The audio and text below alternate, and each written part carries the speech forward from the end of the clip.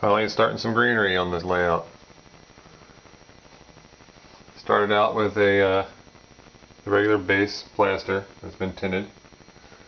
I painted it with just an earth tone flat mistake paint from your local hardware store. Just use flat, any kind of cheap paint you can buy it, or if they have mistake paint you can get that. Either they'll give it to you or for a couple bucks most stores will sell it to you. And I start with just a base texture. It's like a tan color, very similar to the paint. Rather coarse, just to get some tooth for it to stick to. The paint acts like an adhesive almost. A little 70% rubbing alcohol, spray it down a little bit. Then I spray it down with some diluted glue, either matte medium. This is Elmer's. I was at a matte medium, but Elmer's is fine. Elmer's is known to leave a little shine, but it's not going to be noticeable. Spray it again with a glue dilution and water. I just mix it with hot water so it dilutes easier. Blue tape cover up all your track. After I put on the base texture, I went to some Flock and Turf Scenic Texture brand. This is Farm Pasture blend. That's what I had. It's a nice color. It's got a mix.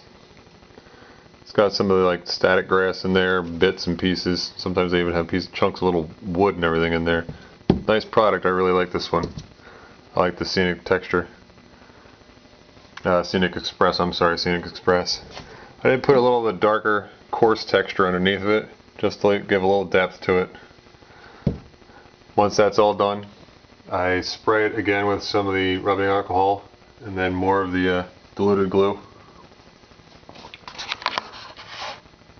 I'll move on to the next section. This pop out here, I'll hit that. This I'm leaving blank. There's going to be a factory there, parking lots and roads going to it, so won't really put any texture on there, but up on the mountain I'll start greenerizing that sucker. And hopefully tomorrow I can start mixing some plaster. I got the bridge covered up again. Just some basic plastic. Not as extensive when I was doing the plaster, but going to do a lot of rock molds all along the inside of this river valley here, like above the cuts where the tunnel portals are. Put some rock there. You know, after the rock's done, then you can put some of the green texture like you have over in that previous mountain over there. Along the top you can have vines and greenery coming down the rock texture, but you really want those rock molds there to kind of give it some depth. I doubt I'll get all this done tomorrow. The rock molds will take quite a while.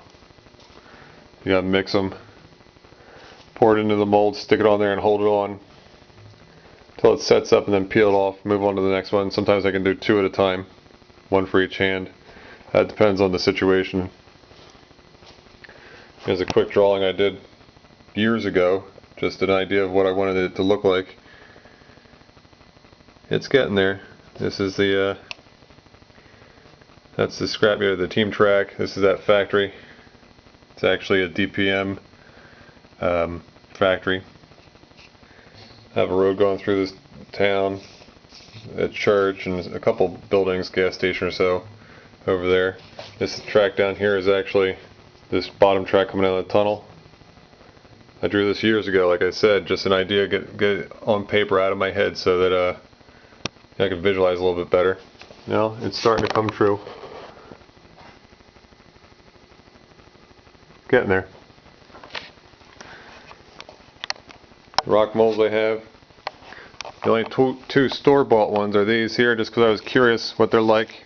These are those Woodland Scenic ones, the heavy black rubber that they have. Two basic molds.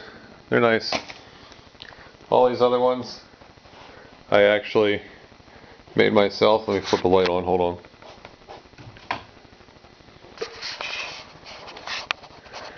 All these other ones I made myself over the years. Some of them, like this one here, a bunch of these smaller ones in the front here, a few of the bigger ones in the back. They are back when I was early 20s, I guess. Some of these bigger ones here I just did within the last year.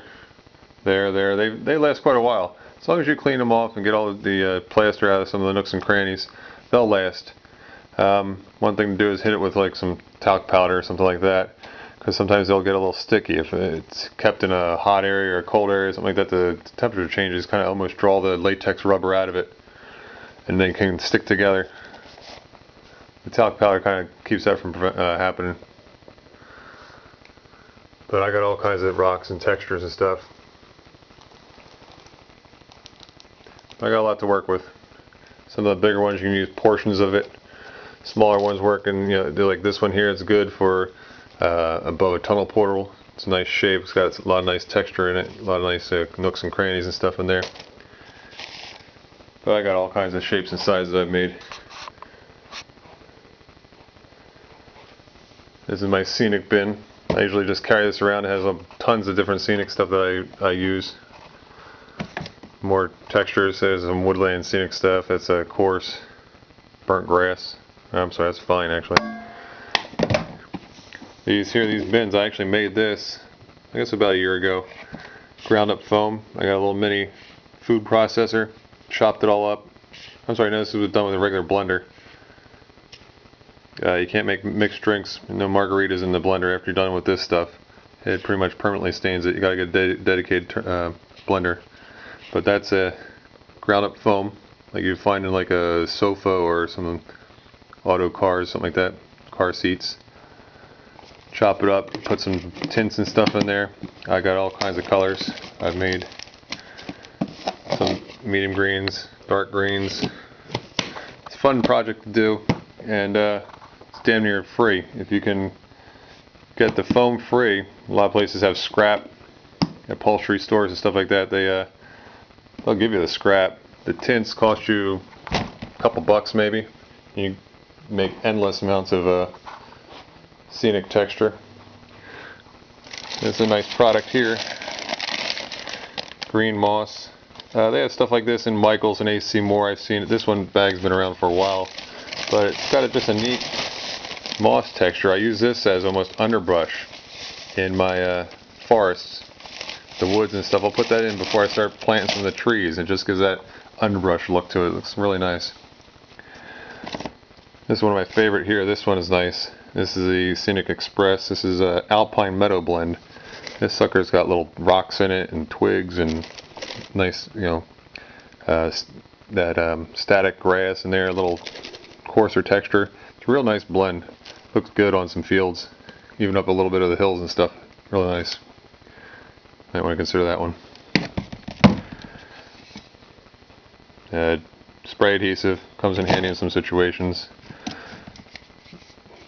I always use, Parmesan containers and stuff like that as shakers. I'll save those. Water effects when I start doing the water.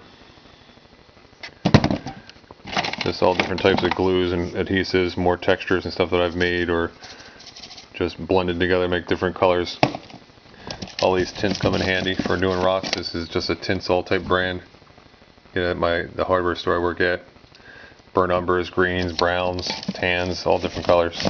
Nice paint brushes.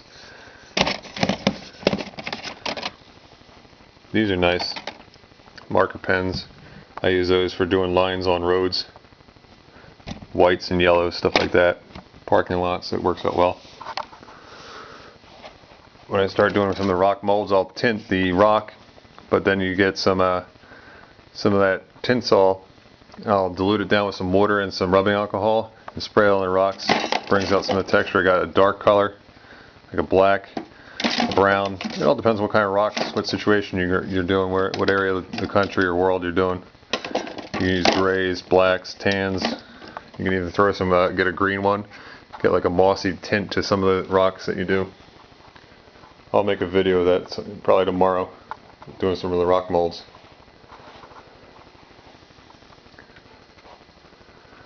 But it's coming along. Finally getting the green. My favorite part, doing the scenery.